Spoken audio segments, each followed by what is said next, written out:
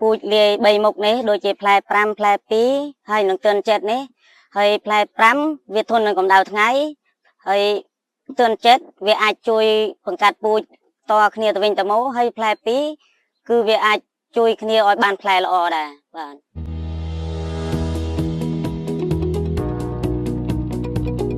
បាទអញ្ចឹងជ្រាបសួរពូបាទជួយណែនាំខ្លួនតិចមកបាទហើយខ្ញុំឈ្មោះធឿនចន្ទថននៅស្រុកជីក្រែងខេត្តសៀមរាបកាលពីដើមឡើយខ្ញុំអត់បានកលុកគ្រឿបទេដាំតែមួយមុខទេដល់ពេលអត់ទទួលបានផលល្អដល់ពេលនេះខ្ញុំបំបែមកទៅជាដាំទៅជាកលុកគ្រឿបវិញតែអញ្ចឹងតាំងពីពូដាំអត់បានកលុកនោះមកអានឹងជួប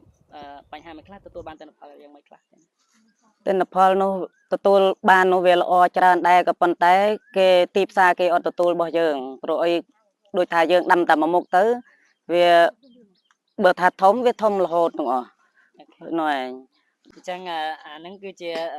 ទិន្នផលមួយដែលយើងដាំគ្រាប់អត់បានកលុកណាបាទអញ្ចឹងបន្ទាប់មកយើងបានផ្លាស់ប្ដូរពីការដាំអត់បានកលុកគ្រាប់មកកលុកគ្រាប់អញ្ចឹងការដែលកលុកនោះយើងមានពូជឲ្យខ្លះលុកគ្រាប់ពូជ3មុខបានត្រឹមទឿនចិត្តផ្លែ5ផ្លែ2បាទណែតើកាលដែលខ្ញុំដាំពីដំបូងខ្ញុំដាំពូជតែមួយមុខ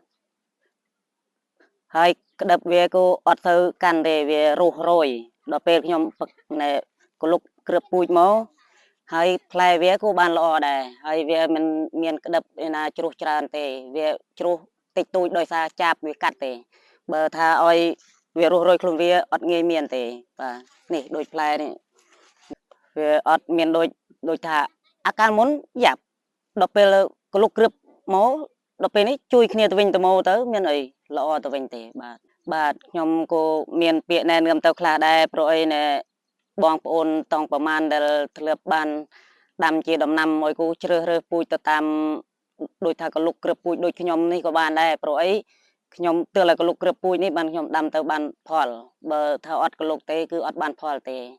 ព្រោះតែមួយមុខបើសិនណាវាត្រូវការរុះរយគឺទៅមួយផ្លេតនោះឯងទៅអស់លលីងហើយដើមក៏វាឆាប់ខូចខាតដែរវាអត់ទ្រទ្រង់បានទេបើបងប្អូនណាដែល